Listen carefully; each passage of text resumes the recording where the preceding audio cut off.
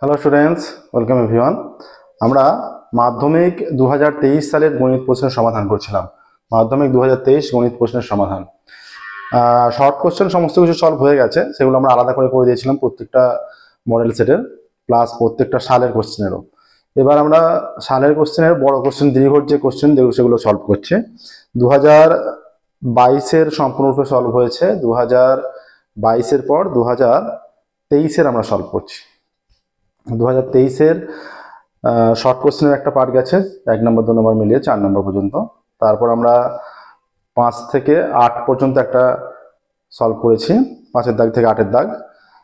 আমরা প্রয়োগ, উপপাদ্য, সম্পাদ্যগুলো বাদ রাখছি, ওগুলোর উপর পরে ক্লাস করব।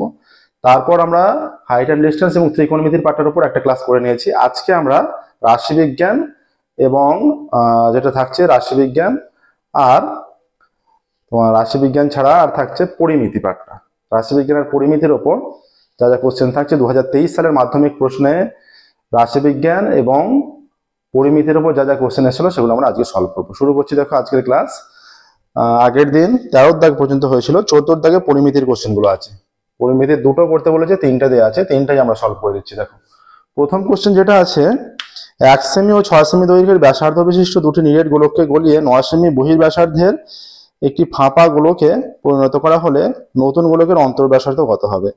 তাহলে 1 সেমি 6 সেমি ব্যাসার্ধের এই যে দুটো নিরেট গোলক, এটা 1 সেমি ব্যাসার্ধের নিরেট গোলক, এটা 6 সেমি ব্যাসার্ধের নিরেট গোলক, এই পুরো এটা সলিড পার্ট।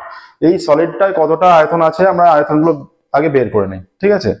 তাহলে 1 সেমি ব্যাসার্ধ বিশিষ্ট গোলকের আয়তন, 1 সেমি ব্যাসার্ধ বিশিষ্ট গোলকের আয়তন কত? Is equal to 4/3 pi r cube, মানে 1 কিউব। এত ঘন সেমি হয়ে যাবে, তাই তো? এত ঘন সেমি, তাহলে হয়ে যাচ্ছে 4/3 পাই ঘন সেমি, ঠিক আছে? এবার দেখো 6 সেমি ব্যাসার্ধ বিশিষ্ট গোলকের আয়তন, 6 সেমি ব্যাসার্ধ বিশিষ্ট গোলকের আয়তন is equal to 4/3 pi 6 cube, এত ঘন সেমি, ঠিক আছে? এটা হয়ে যাচ্ছে পাই থাকছে 4/3, তাহলে 4/3 ইন্টু 216 পাই ঘন সেমি, এই দুটো আসছে। তাহলে গোলকের মোট আয়তন, অতএব গোলক দুটির মোট আয়তন, গোলক দুটির মোট আয়তন কত হচ্ছে? গোলক দুটির মোট আয়তন হচ্ছে 4/3 পাই প্লাস 4/3 ইন্টু 216 পাই, এত ঘন সেমি। 4/3 কমন নিলে তাহলে 216 পাই, তাহলে 4/3 ইন্টু 217 পাই হয়ে যাবে। 4/3 কমন নিলে 216 পাই প্লাস পাই 217 পাই হয়ে যাচ্ছে। এবার দেখো যে বড় একটা গোলক তৈরি করা হচ্ছে, যার বহির্ব্যাস, বড় গোলকের বহির্ব্যাস, এটাকে গলিয়ে 9 সেমি ব্যাসার্ধ বিশিষ্ট বহির্ব্যাস বিশিষ্ট একটি ফাঁপা গোলক। এবার ফাঁপা গোলকের বহির্ব্যাস ব্যাস বলে দিয়েছে, ফাঁপা গোলকের বহির্ব্যাস 9 সেমি, তাই তো? ফাঁপা গোলকের বহির্ব্যাস 9 সেমি, অতএব ফাঁপা গোলকের বহির্ব্যাসার্ধ সমান 9/2 সেমি। আমরা ধরে নিচ্ছি ফাঁপা গোলকের অন্তর ব্যাসার্ধ হবে 8 সেমি ধরে নিচ্ছি, তাহলে গোলকের অন্তর ব্যাসার্ধটাই নির্ণয় করতে দিয়েছে। ধরি ফাঁপা গোলকের অন্তর ব্যাসার্ধ, ফাঁপা গোলকের অন্তর ব্যাসার্ধ সমান 8 সেমি, ঠিক আছে? অতএব ফাঁপা গোলকের আয়তন কত হবে? অতএব ফাঁপা গোলকের আয়তন, ফাঁপা গোলকের আয়তনের সূত্র দেখবে 4/3 পাই বহির্ব্যাসের কিউব মাইনাস অন্তর্ব্যাসের কিউব, তাই তো? বহির্ব্যাস হয়ে যাচ্ছে এখানে 9/2 তার কিউব মাইনাস আর কিউব, এইটা এত ঘন সেমি। তাহলে শর্তানুসারে এইটা থেকেই তো এইটা তৈরি করা হচ্ছে, এইটা ইজিক্যাল টু এইটা হয়ে যাবে, এখান থেকে সিম্পলিফাই করলে হয়ে যাবে, অ্যান্সার চলে আসবে। সহজ অঙ্ক একদম।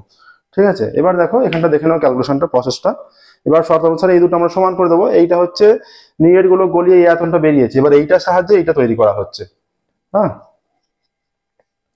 এবার দেখো শর্ত অনুসারে এখানটা দেখলে প্রসেসটা,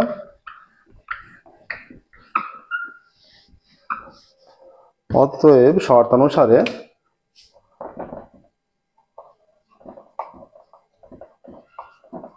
হয়ে যাচ্ছে 4/3 পাই 9/2 তার কিউব, তাই তো 9/2 তার cube minus r cube is equal to 4/3 into 217 pi. দেখো 4/3 পাই আমরা উভয় দিকে তুলে দিচ্ছি, 4/3 পাই উভয় দিক দিয়ে যদি তুলে দিই, এখানে পড়ে থাকছে 9 এর কিউব বলে 9 9 81, 9 একে 9, 9 9 81, 9 একে 9 আর 9 72 by 8 minus r cube is equal to 217, এইটা আসছে, তাই তো। তাহলে আর কিউব সমান কত হচ্ছে,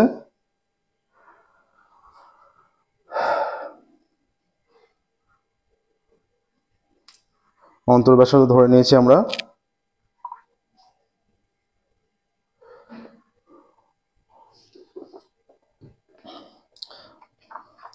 তাহলে দেখো এবার এখানটা নর্মাল ক্যালকুলেশন করতে হবে। দেখো সিম্পলিফাই করো এখানটা 4/3। এবার আমরা আর এর মানটা নির্ণয় করব। আর এর মানটা নির্ণয় করার ক্ষেত্রে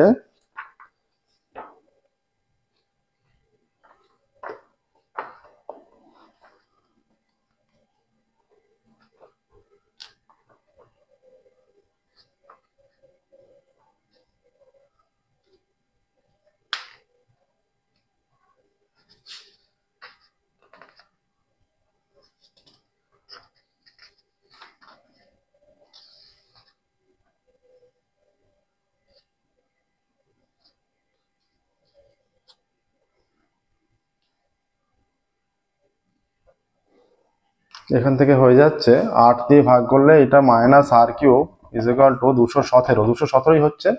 এটা কত ছিল, একটা ছিল 6 ব্যাসার্ধ, কত বলেছে একটা বলে দিয়েছে এখানে 6 1 সেমি ব্যাসার্ধ, একটা 6 সেমি ব্যাসার্ধ, দুটি নিরেট গোলক গলিয়ে 9 সেমি ব্যাসার্ধ বিশিষ্ট বহির ব্যাসার্ধ বিশিষ্ট একটি ফাঁপা গোলকে 9 সেমি বহির ব্যাসার্ধ বলেছে, 9 সেমি বহির ব্যাস বলেনি।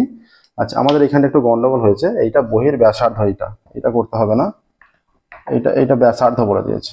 হ্যাঁ, এটা 9 সেমি বহির ব্যাসার্ধ, তাহলে এটা শুধু 9 হয়ে যাবে, এই বাই 2টা হবে না, এই বাই 2টা হচ্ছে না, এইখানেও বাই 2টা হবে না, শুধু 9 হয়ে যাবে, এই বাই 8টা হবে না। ঠিক আছে, তাহলে minus r cube is equal to এইটা মাইনাস 7 2 9, তাহলে মাইনাস আর কিউব বা ইজ ইকুয়াল টু হয়ে যাচ্ছে 9 এইটা 2 চলে আসছে, তাই তো, এটা 1 চলে আসছে, 5 চলে আসছে, মাইনাস হবে, মাইনাস মাইনাস কেটে গেল, অতএব r cube is equal to 8 cube, অতএব আর ইজ ইকুয়াল টু 8 হয়ে যাচ্ছে, আর ইজ ইকুয়াল টু 8 হয়ে যাচ্ছে। দেখো তাহলে নতুন গোলকের, যেটা নতুন গোলক, হ্যাঁ, নতুন গোলকের কি বলেছে, ব্যাসার্ধ, নতুন গোলকের অন্তর্ব্যাসার্ধ। তাহলে আমরা উত্তর লিখবো, দেখো যে নতুন গোলকের অন্তর্ব্যাসার্ধ 8 সেমি, অতএব নতুন গোলকের অন্তর্ব্যাসার্ধ, অতএব নতুন গোলকের অন্তর্ব্যাসার্ধ 8 সেমি। ঠিক আছে, দেখে নাও অ্যান্সারটা। নেক্সট দেখো, এটা হয়ে গেল 14 দাগের 1 হলো, এবার 2 এর দাগে যাচ্ছে। যে কোনো অঙ্ক ডাউট থাকলে অবশ্যই আমাদের কমেন্টে জানাবে, আমরা সেটা পুনরায় আলোচনা করব। প্রত্যেকদিন আমাদের নতুন ক্লাস পাবলিশ করা হয়, চ্যানেলটি অবশ্যই সাবস্ক্রাইব করবে এবং নোটিফিকেশন অন করবে। এবার দেখো 2 এরটা কি বলেছে, দাগ নাম্বার দিয়ে দিয়েছি আমরা। একটা লম্ববৃত্তাকার শঙ্কুর উচ্চতা তার ব্যাসার্ধের দ্বিগুণ। আমরা ধরি লম্ব বৃত্তাকার শঙ্কুর ব্যাসার্ধ ইজ ইকুয়াল টু, আর কি একক আছে এখানে সেমি একক আছে, ঘন সেমি, 8 সেমি। ঠিক আছে, অতএব লম্ব বৃত্তাকার শঙ্কুর উচ্চতা ইজ ইকুয়াল টু, ব্যাসার্ধ 8 সেমি, তাহলে উচ্চতা কত হবে, উচ্চতা বলেছে ব্যাসার্ধের দ্বিগুণ, তাহলে উচ্চতা হয়ে যাবে 2r সেমি। হ্যাঁ, 2r সেমি। আয়তন বেশি হতে বলেছে, অতএব লম্ব বৃত্তাকার শঙ্কুর আয়তন, অতএব লম্ব বৃত্তাকার শঙ্কুর আয়তন ইজ ইকুয়াল টু, শঙ্কুর আয়তনের সূত্র কি, 1/3 পাই r স্কয়ার ইচ 1/3 পাই r স্কয়ার, h এর মান 2r, এত ঘন সেমি। তাহলে হয়ে যাচ্ছে 2/3 পাই r কিউব ঘন সেমি, 2/3 পাই r কিউব ঘন সেমি আয়তন। এবার বলছে উচ্চতা ব্যাসার্ধের দ্বিগুণ বলেছে। যদি উচ্চতা ভূমির ব্যাসের 7 গুণ হতো, উচ্চতা ভূমির ব্যাসের 7 গুণ, তাহলে উচ্চতা ব্যাসার্ধের 7 গুণ হলে এইটা আসছে। এবার ব্যাসের 7 গুণ, অতএব লম্ব বৃত্তাকার শঙ্কুর ব্যাস কত, ব্যাস is equal two 2r semi. হ্যাঁ, অতএব উচ্চতা ব্যাসের 7 গুণ হলে ব্যাস সমান কত, 7 × 2r, এত সেমি, সমান 14r। এটা খেয়াল করবে, ব্যাসের 7 গুণ বলেছে, কিন্তু ব্যাসের 7 গুণ বলে দিয়েছে অঙ্কটায়। ঠিক আছে, উচ্চতা ব্যাসের 7 গুণ। অতএব তখন আয়তন কত হবে, তখন আয়তন হবে 1/3 পাই, আর তো আরই থাকছে, r স্কয়ার, h হয়ে যাচ্ছে 14r, এত ঘন semi, is equal two 14/3 pi 1/3 pi r square, এটা r কিউব নয়, 1/3 পাই r স্কয়ার, তাহলে 14/3 পাই r কিউব, এত ঘন সেমি। এইটা আসছে দেখো, ব্যাসের 7 গুণ বলে। তাহলে শর্ত অনুসারে বলছে তখন আয়তন 539 ঘন সেমি বেশি হতো। তাহলে শর্ত অনুসারে কি হয়ে যাবে, অতএব শর্ত অনুসারে হয়ে যাচ্ছে, শর্ত অনুসারে 14/3 পাই r cube minus 2/3 pi r cube is equal two 539 আসছে। ঠিক আছে, বা তাহলে পাই r কিউব, এই যে 3 লসাগু হলে এটা 12/3 হয়ে যাচ্ছে, 12/3 পাই r কিউব সমান 539, এইটা আসছে। 3 লসাগু 14 - 2 12। ঠিক আছে, বা r কিউব সমান কত আসছে, r cube is equal two 539 into, এখানে ক্যালকুলেশন করছি আমরা, দেখো 539 ইন্টু কি হয়ে যাচ্ছে, এইটা কেটে গিয়ে 4 হয়ে যাচ্ছে, ওদিকে গেলে 1 এর 4 হয়ে যাবে, এইটা 22 এর 7, এদিকে এলে 7 এর 22 হয়ে যাবে। ঠিক আছে, r cube is equal to এইটা হচ্ছে। আচ্ছা, এবার দেখো 11 দিয়ে কাটলে 11 দুগুণে 22, 11 দিয়ে কাটলে 4 11 44, 9 9 11 99। তাহলে r cube is equal to, এইটা 4 দুগুণে 8, 8 মানে 2 এর কিউব, এখানে 7 আছে আর 49 মানে দুটো 7, তাহলে 7/2 তার কিউব, তাহলে r ইজ ইকুয়াল টু 7/2 আসছে। ঠিক আছে, কি চেয়েছে এখানে, শঙ্কুর উচ্চতা, তাহলে উচ্চতা ব্যাসার্ধের দ্বিগুণ, অতএব 2r কত, 2r is equal two 2 × 7/2 is equal two 7, 2r is equal two, তাহলে শঙ্কুর উচ্চতা আসছে 7 সেমি। উত্তর দেখো 7 সেমি শঙ্কুর উচ্চতা। অতএব শঙ্কুর উচ্চতা একদম সহজ অঙ্ক। দেখো, এটা শুধুমাত্র খেয়াল রাখতে হবে যে ব্যাসের 7 গুণ বলেছে, শঙ্কুর উচ্চতা 7 সেমি। ঠিক আছে, দেখো হয়ে গেল। এবার আমরা যাবো 14 দাগের 3-এর অঙ্কে যাব। দেখে নাও 14 দাগের 3-এর অঙ্ক, প্রসেসটা দেখে নাও। যে কোনো অঙ্ক ডাউট থাকলে অবশ্যই কমেন্টে জানাবে।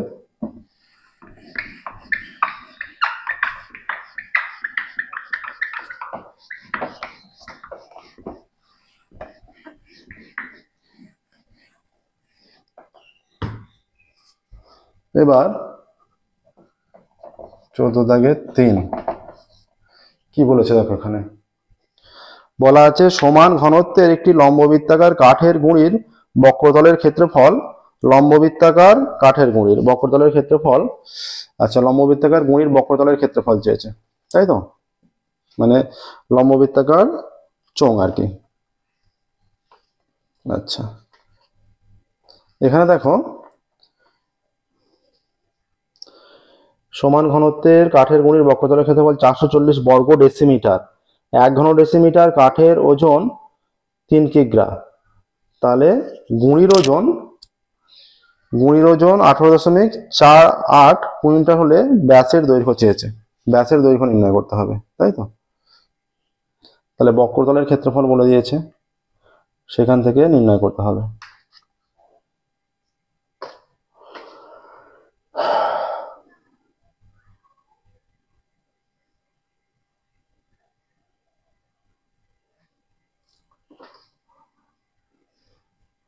এখানে দেখো যেটা বলেছে,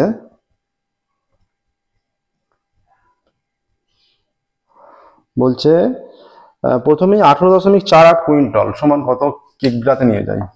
18.48 quintal is equal two 18.48 into 100, এইটা উঠে গেলে 100 হয়ে যাচ্ছে, এত কেজি।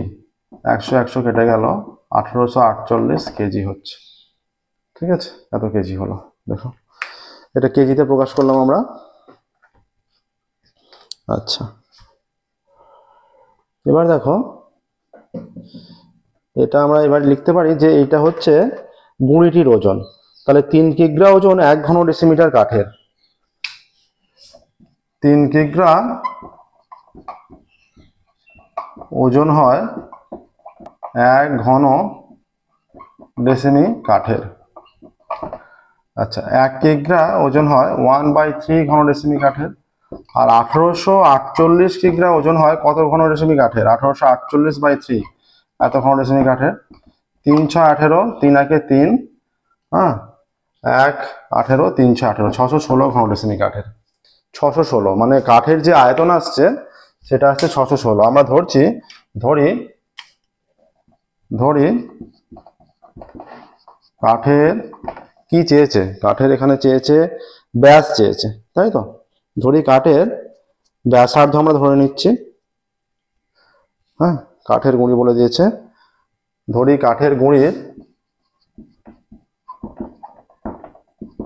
গুঁড়ির ব্যাসার্ধ সমান 8 সেমি, আর কাঠের গুঁড়ির উচ্চতা সমান 8 সেমি।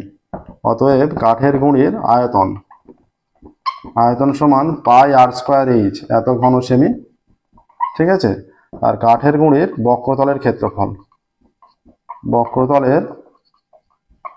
ক্ষেত্রফল সমান 2 পাই আর এইচ বর্গ সেমি। ঠিক আছে, সব সেমি এককই আছে তো, না সব ডেসিমি এককে আছে। এগুলো এককগুলো সব ডেসিমিটার হবে।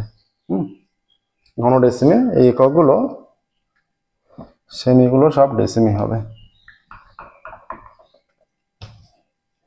এত ডেসিমি হলো, এইটা হবে আয়তন ঘন ডেসিমি, এইটা হবে বর্গ ডেসিমি। তাহলে দেখো শর্তানুসারে কি পাচ্ছি আমরা। অতএব শর্তানুসারে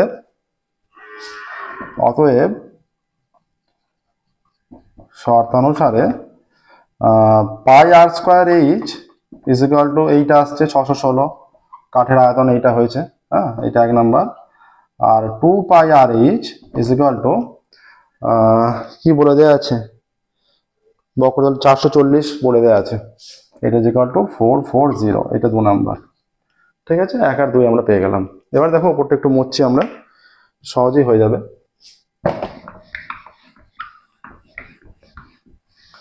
যদি 2/1 করি, তো 1/2 করলে 1/2 করে পাই, 1 এ আসছে pi r square h by 2 pi r h is equal to 616/440, 440।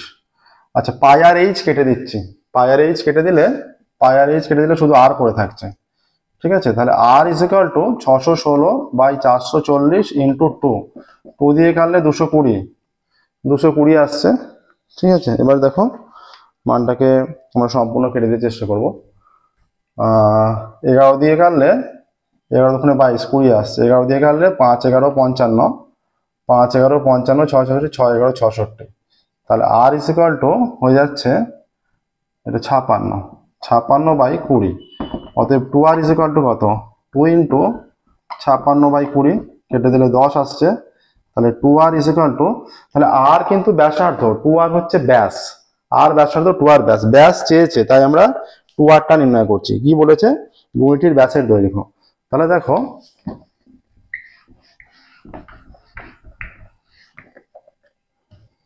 অতএব 2r = 56/10, অতএব 2r = 5.6। অতএব গুণির ব্যাসের দৈর্ঘ্য 5.6 ডেসিমি। ডেসিমি এককে সমস্ত কিছু আছে, ডেসিমি হবে। ঠিক আছে, সমস্ত কিছুই ডেসিমি এককে আছে। দেখো পরিমিতির 3টে অঙ্ক ছিল, 3টে অঙ্ক কমপ্লিট হলো। এবার যাব আমরা 15 দাগে, মানে রাশিবিজ্ঞানের 3টে অঙ্ক আছে, রাশিবিজ্ঞানের 3টে অঙ্ক করবো। 14 দাগ কমপ্লিট হলো, 15 দাগে যাচ্ছি, রাশিবিজ্ঞানের অঙ্ক।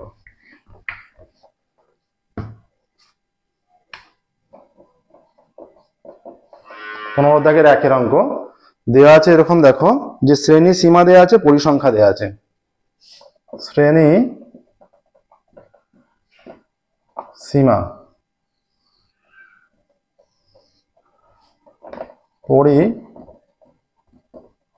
পরিসংখ্যা, শ্রেণী সীমা পরিসংখ্যা।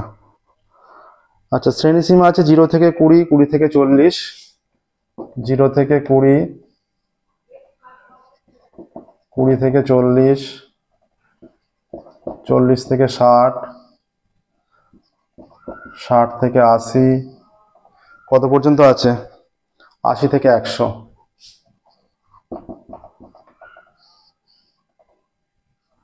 তাহলে এইটা যেটা আসছে এখানে শ্রেণীর সীমা এটা। আচ্ছা, পরিসংখ্যা কত হচ্ছে? পরিসংখ্যা হচ্ছে 17 F1 32 F2, এটা 17 F1 32 F2, 17 F1 32 F2, আর আছে 19। এইটা পরিসংখ্যাটা F বলা হয়। তাহলে সামেশন অফ F এখানে কত হচ্ছে? FI হলে এটা হচ্ছে F1 plus F2 plus F1 plus F2 plus 7, 9 আর সাথে 16 আর 2 18, 8 হাতে 1, 9 আর সাথে 16 আর 2 18, 8 হাতে 1, 4 5 6, এইটা আসছে সামেশন অফ F। ঠিক আছে। আচ্ছা, প্রদত্ত যৌগিক গড় 50, আর এখানে মধ্যমান বের করো,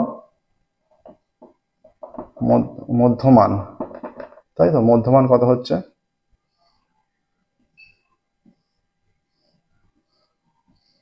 এখানে 0 থেকে 20 মধ্যমান 10, 20 থেকে 40 30, এটা 50 হবে, এটা 70 হবে, এটা 90 হবে।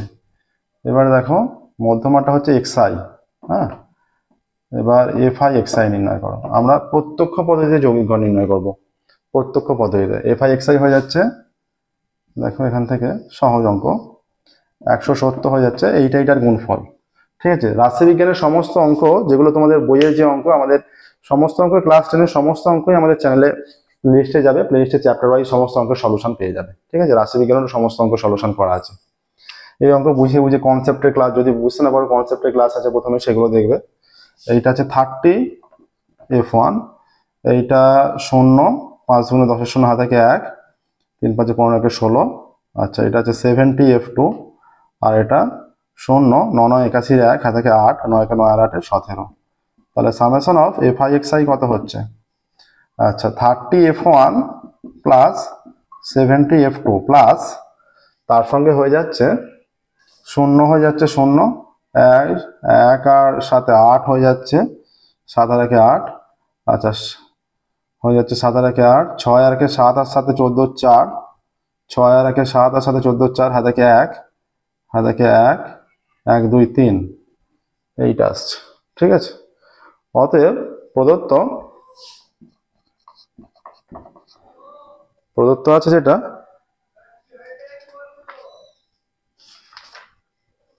যৌগিক গড় 50 এবং মোট পরিসংখ্যা 120। যৌগিক গড় 50 আর মোট পরিসংখ্যা সমান 120। তাহলে এটা যদি বলা থাকে মোট পরিসংখ্যা হচ্ছে এইটা, অতএব F1 প্লাস F2 প্লাস 68 = 120। অতএব F1 প্লাস F2 কত আসছে? 120 মাইনাস 68। অতএব F1 প্লাস F2 120 মাইনাস 68 কত হচ্ছে? 8 করে 10 2 এ 10, হাতে থাকে 1, 6 এর 7, 7 করে 12, 5 এ 12, 52। f1 প্লাস f2 হয়ে যাচ্ছে 52, একটা রিলেশন পেলাম f1 প্লাস f2। এবার যৌগিক গড়ের মাধ্যমে আরেকটা রিলেশন আমরা পাবো। যৌগিক গড়ের সম্পর্ক কি? Summation of fi xi, summation of fi xi by summation of fi, তাই তো, is equal to x bar. তাহলে এইটা কত হচ্ছে? এটা 30 f1 প্লাস এখানে হচ্ছে 70 f2 plus 3480 by summation of fi বলে দেওয়া আছে 120, তাই তো, 120 বলে দেওয়া আছে, ইজ ইকুয়াল টু হয়ে যাচ্ছে যৌগিক গড় বলা আছে 50। ঠিক আছে, এবার দেখো এখানটা ক্যালকুলেশন করছি। 30 f1 plus 70 f2 plus 3480 is equal two কোনাকুনি গুণ করলে কত হচ্ছে? 0 0 আর 5 12 60, 6000। তাহলে 30 f1 plus 70 f2 is equal two 6000 minus 3480।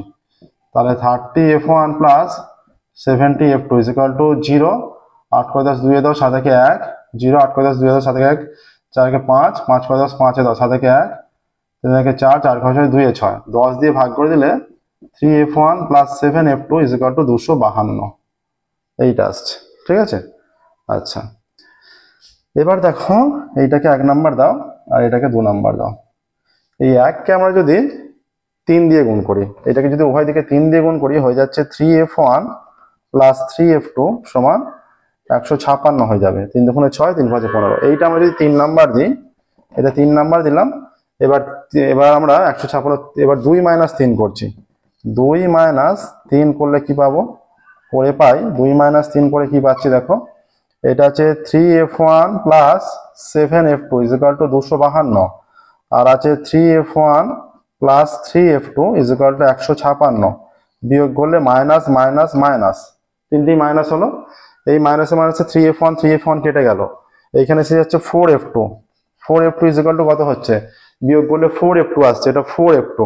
আচ্ছা এটা বিয়োগ করলে 6 কয় 12, 6 12, হাতে থাকে 1, 5 থেকে 6, 6 কয় 15, 9 15, হাতে থাকে 1, 96।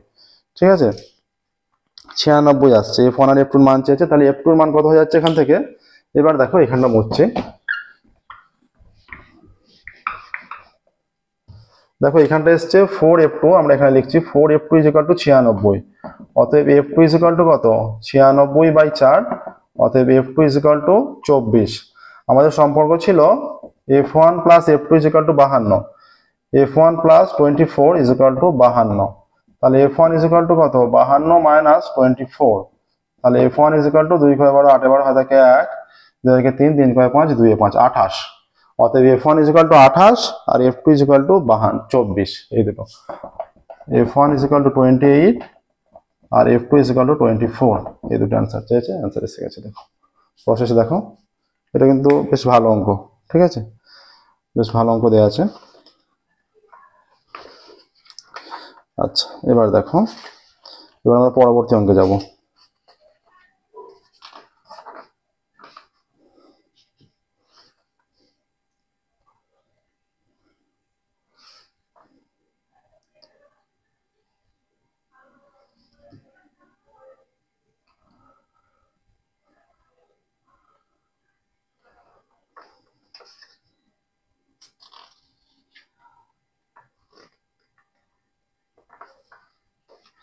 এবার দেখো বলে দিয়েছে, পরের অঙ্কে যাচ্ছি আমরা, 15 থেকে 2 এরটা।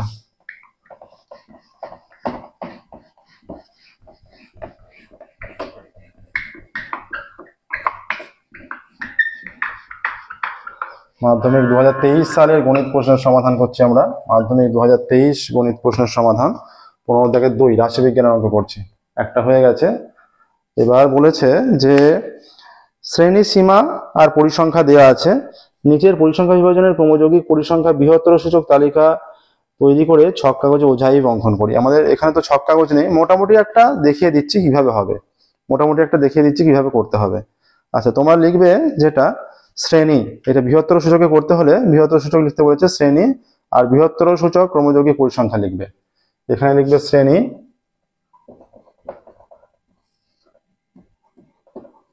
বৃহত্তর সূচক ক্রমযৌগিক পরিসংখ্যা।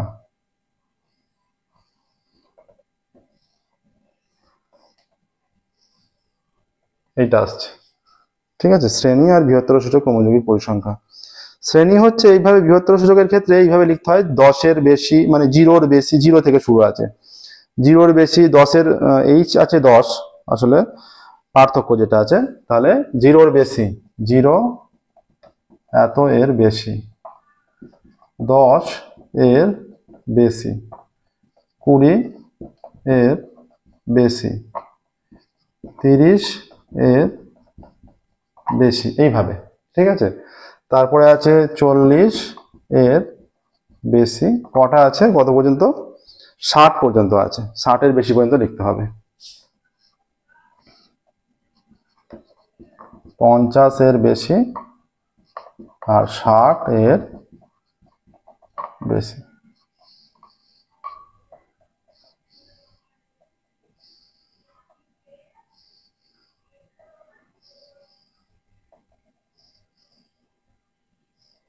এইটা আসছে, ঠিক আছে। এবার দেখো, তাহলে এই যে বেশি,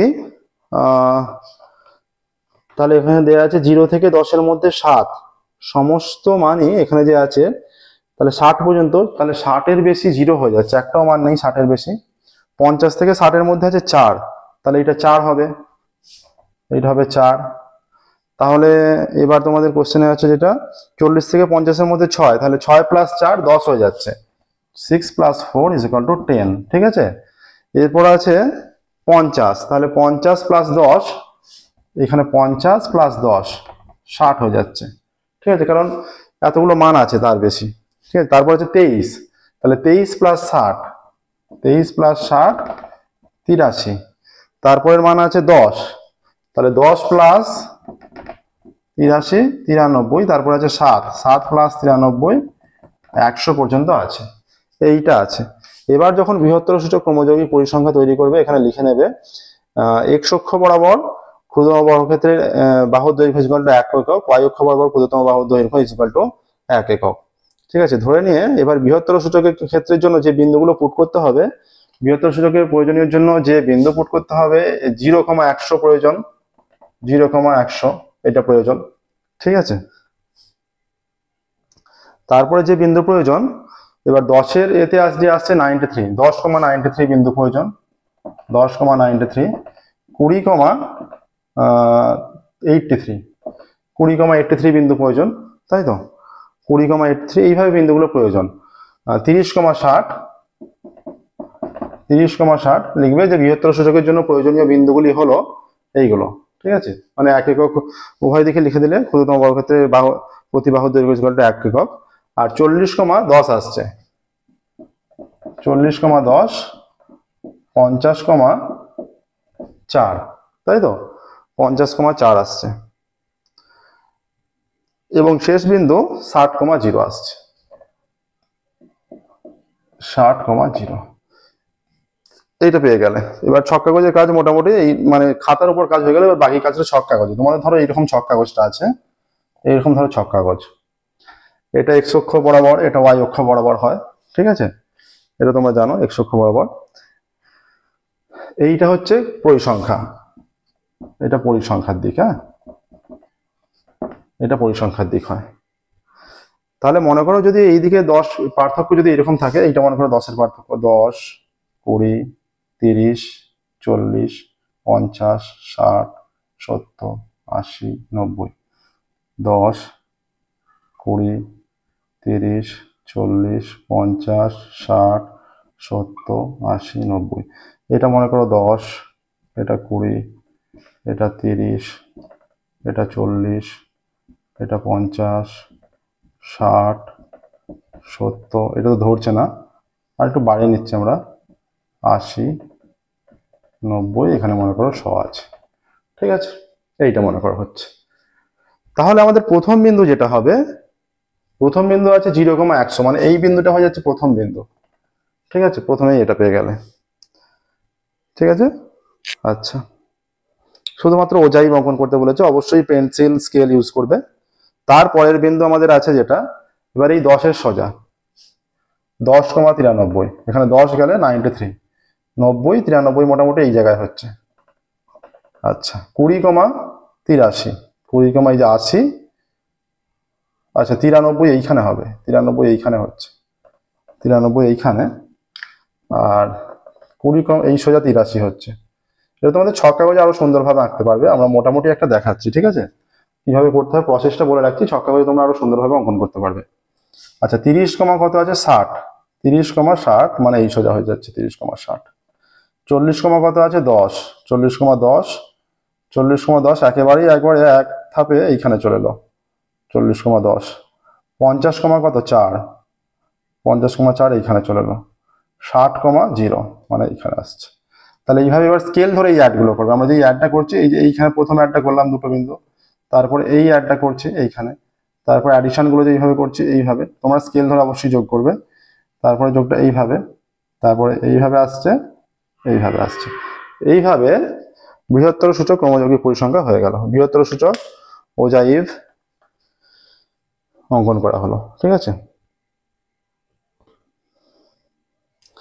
এটাই বলেছে ছক কাগজে ওজাইভ অঙ্কন করো, বৃহত্তর সূচক তালিকা তৈরি করে ওজাইভ, এটা ঠিক আছে? এটা ছক কাগজে সুন্দরভাবে অঙ্কন করবে, তাহলে সম্পূর্ণ নাম্বারই পাবে। আর প্রসেসটা এরকম। নেক্সট দেখো 15 দাগের 3 অঙ্কে যাবো আমরা। প্রয়োজনীয় বিন্দুগুলি উল্লেখ করে নেবে, প্রয়োজনীয় বিন্দুগুলি উল্লেখ করলে অনেক সুবিধা হবে। হ্যাঁ,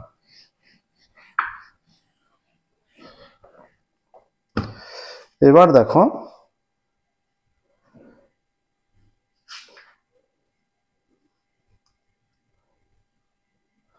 এবার বলেছে 3 অঙ্ক, 15 দাগের 3 অঙ্ক।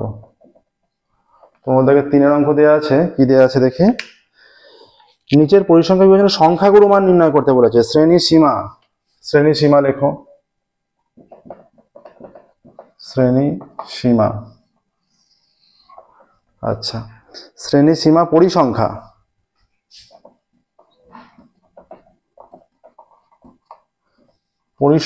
শ্রেণী সীমা থাকলে শ্রেণী সীমানা, এখানে শ্রেণী সীমানা আমাদের লাগবে। হ্যাঁ,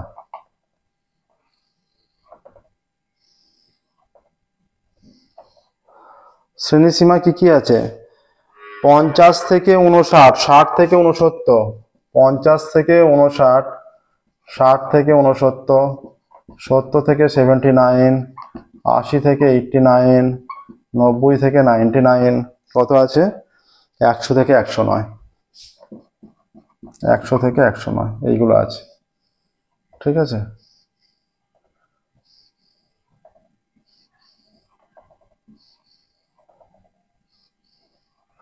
আচ্ছা পরিসংখ্যা কত আছে দেখো। পরিসংখ্যা আছে 5, 20, 40, 50, 5, 20, 40, 50, 5, 20, 40, 50, 30, 6, 36, ঠিক আছে? এখানে দেখো পরিসংখ্যার সর্বাধিক মান কিন্তু এইটা আসছে। হ্যাঁ, এইটা পরিসংখ্যার সর্বাধিক মান। এইখানে এইটার সঙ্গে এটা ইকুয়াল নেই, তাহলে এটা পার্থক্য কত আছে 1 এর পার্থক্য আছে, মানে 0.5 বাড়াবো 0.5 কমাবো। এইটা 0.5 কমালে 49.5 থেকে হয়ে যাচ্ছে, আর 0.5 বাড়ালে 59.5, এইটা হয়ে যাচ্ছে 59.5, 0.5 কমালে, আর এটা 69.5, এইটা কমালে 69.5 থেকে 79.5, এইটা 79.5 থেকে 89.5, এইটা আসছে 89.5 থেকে 99.5, এইটা আসছে 99.5 থেকে 109.5, এইটা আসছে, ঠিক আছে? তাহলে সংখ্যাগুরু শ্রেণী কোনটা হচ্ছে? অতএব সংখ্যাগুরু শ্রেণী হয়ে যাচ্ছে এই যে সংখ্যাগুরু শ্রেণী ইজ ইকুয়াল টু 79.5 থেকে 89.5। অতএব আমাদের এল কত হয়ে যাচ্ছে? এল হয়ে যাচ্ছে 79.5, এইচ হয়ে যাচ্ছে 10, ঠিক আছে? আচ্ছা F1 কত? F1 এর মান হয়ে যাচ্ছে 50, F2 কত 30, F0 কত তার আগের মানটা 40, এইটা, ঠিক আছে? এবার আমরা শুধুমাত্র সূত্রটা প্রয়োগ করছি। দেখো সূত্র প্রয়োগ করলে এখানে চেয়েছে সংখ্যাগুরু মান চেয়েছে, সহজেই সংখ্যাগুরু মান হয়ে যাবে। অতএব এল ইজ ইকুয়াল টু, অতএব সংখ্যাগুরু মান সমান এল প্লাস, এল এর মান 79.5 প্লাস কি হয় এখানে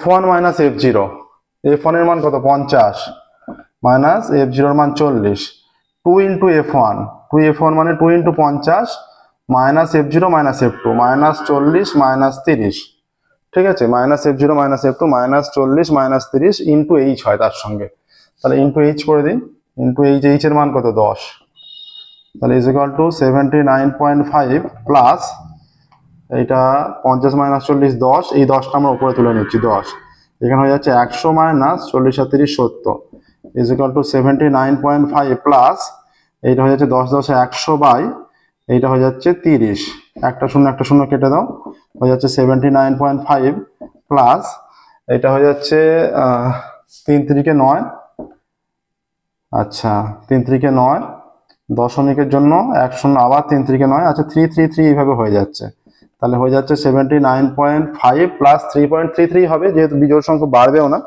ঠিক আছে, এখানে হয়ে যাচ্ছে 3.3 যদি যোগ করা হয় প্লাস 79.5 প্লাস 3.33 হচ্ছে, তাই তো,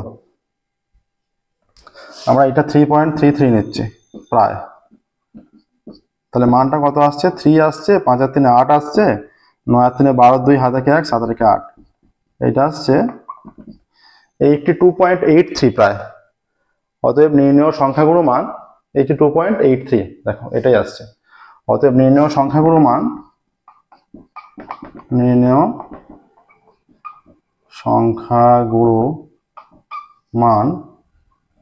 82.83, প্রায়টা লিখবে, ব্র্যাকেটে অবশ্যই প্রায়টা লিখবে, এটাই অ্যান্সার আসছে।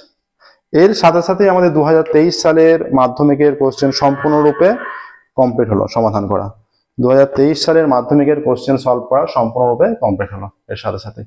ওকে, দেখে নাও প্রসেসটা। যে কোনো অঙ্ক অসুবিধা থাকলে আমাদের অবশ্যই জানাবে, প্রত্যেক দিন আমাদের নতুন ক্লাস পাবলিশ করা হয়, চ্যানেলটা অবশ্যই সাবস্ক্রাইব করবে এবং নোটিফিকেশন অন করবে। বইয়ের বাইরে যে কোনো প্রবলেম থাকলে আমাদের টেলিগ্রামে গ্রুপ আছে, সেই গ্রুপে জয়েন হয়ে তোমরা প্রবলেম পাঠাবে। ওকে,